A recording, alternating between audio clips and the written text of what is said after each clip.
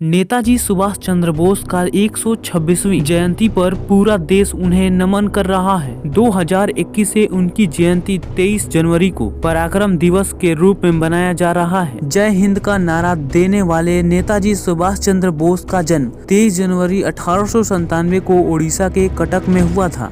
बोस के पिता का नाम जानकी नाथ बोस और माता का नाम प्रभावती था। जानकी नाथ बोस कटक शहर के मशहूर वकील थे। सुभाष चंद्र बोस 14 भाई बहन थे, जिसमें 6 बहनें और 8 भाई थे। सुभाष चंद्र बोस अपने माता पिता की 9वीं संतान और 5वें बेटे थे। धनी बंगाली परिवार में जन्मे नेताजी ने अपनी शुरुआती पढ़ाई कटक के रेवेसाव कॉलेजिएट स्कूल में की। इसके बाद उनकी शिक्षा कोलकाता के प्रेसिडेंसी कॉलेज और स्कॉटिश चर्च कॉलेज से हुई। देशभक्ति की भावना का उदाहरण तो उनके शुरुआती जीवन में ही देखने को मिल गया था। बचपन में उन्होंने अपने शिक्षक के भारत विरोधी बयान पर घोर आपत्ति जताई थी और तभी से सबको अंदाजा लग गया था कि वो गुलामी के आगे सिर झुकाने वालों में से नहीं है। ऐसे तो हमें अंग्रेजी शासन से आजादी 15 अगस्त 1947 को मिली थी, लेकिन करीब 4 साल पहले ही सुभाष चंद्र बोस ने हिंदुस्तान की पहली सरकार का गठन कर दिया था। इस लिहाज से 21 अक्टूबर 1943 का दिन हर भारतीय के लिए बेहद ही खास और ऐतिहासिक है। उस वक्त भारत पर अंग्रेजों का राज था, लेकिन नेताजी सुभाष चंद्र बोस ने 21 अक्टूबर 1943 को वो कारनामा कर दिखाया जिसे अब तक किसी ने करने के बारे में सोचा तक नहीं होगा। उन्होंने आजादी से पहले ही सिंगापुर में आजाद हिंद सरकार की स्थापना की थी। नेताजी ने इस सरकार के जरिए अंग्रेजों को साफ कर दिए कि अब भारत में उनकी सरकार का कोई अस्तित्व नहीं है और भारतवासी अपनी सरकार चलाने में पूरी तरह से सक्षम है। आजाद हिंद सरकार के बनने से आजादी की लड़ाई में एक नए जोश का संचार हुआ था। करीब 8 दशक पहले 21 अक्टूबर 1943 को देश से बाहर अविभाजित भारत की पहली सरकार बनी थी। उस सरकार का नाम था आजाद हिंद सरकार। अंग्रेजी हुकूमत को नकारते हुए ये अखंड भारत की सरकार थी। 4 जुलाई 1943 को सिंगापुर के कैथे भवन में हुए समारोह में रास बिहारी बोस ने आजाद हिंद फौज की कमान सुभाष चंद्र बोस के हाथों में सौंप दी थी। इसके बाद 21 अक्टूबर 1943 को आजाद हिंद सरकार की स्थापना हुई। आजाद हिंद फौज के सर्वोच्च सेनापति की हैसियत से सुभाष चंद्र बोस ने स्वतंत्र भारत की अस्थायी सरकार बनाई। जापान ने 23 अक्टूबर 1943 को आजाद हिंद सरकार को मान्यता दी थी। जापान ने अंडमान और निकोबार द्वीप आजाद हिंद सरकार को दे दिए थे।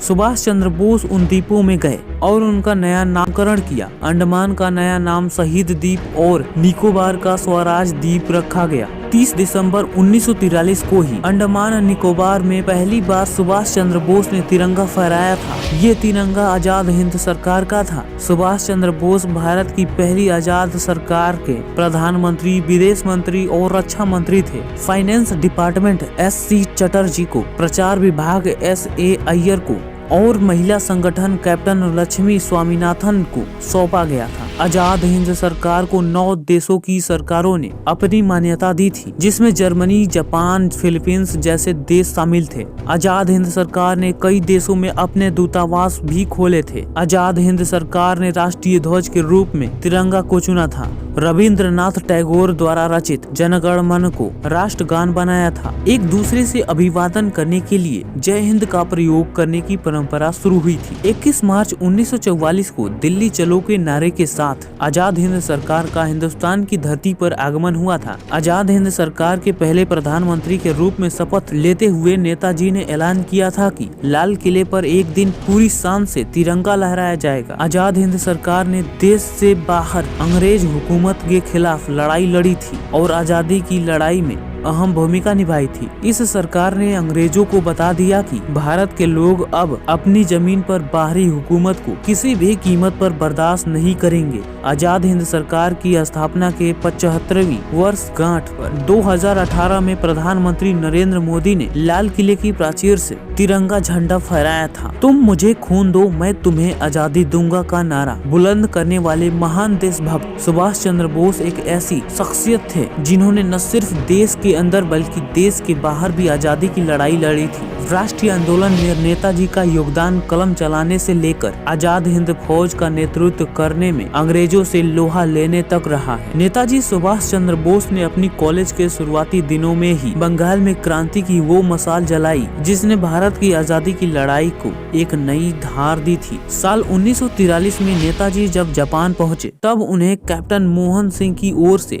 स्थापित आजाद हिंद फौज का नेतृत्व करने की जिम्मेदारी दी गई थी। उनका चुनाव खुद रास बिहारी बोस ने ही किया था। 1943 में ही नेताजी ने आजाद हिंद फौज की सेना की सलामी लेने के बाद दिल्ली चलो और जय हिंद का नारा दिया था। नेताजी के कमान संभालने से पहले आजाद हिंद फौज में सिर्फ 4 विभाग थे, लेकिन सुभाष चंद्र बोस उन चारों विभागों को बल प्रदान करने के लिए 7 नए विभागों का गठन किया था। आजाद हिंद फौज ने 1944 की फरवरी में ब्रिटिश सेना पर हमला कर दिया था। इस फौज ने पलेल और तिहिम समेत कई भारतीय प्रदेशों को अंग्रेजों से मुक्त करा दिया था। सितंबर 1944 में शहीदी दिवस के भाषण में ही नेताजी ने आजाद हिंद सैनिकों को कहा था कि तुम मुझे खून दो, मैं तुम्हें आजादी दूंगा। ये सुभाष चंद्र बोस का ही असर था जिसने अंग्रेजी फौज में मौजूद भारतीय सैनिकों को आजादी के लिए विद्रोह करने पर मजबूर किया था। सुभाष चंद्र बोस एक मेधावी छात्र थे जो हमेशा परीक्षा में अव्वल आते थे। 1919 में उन्होंने स्नातक किया। भारतीय प्रशासनिक सेना इंडियन सिविल सर्विस की तैयारी के लिए उनके माता पिता ने बोस को इंग्लैंड के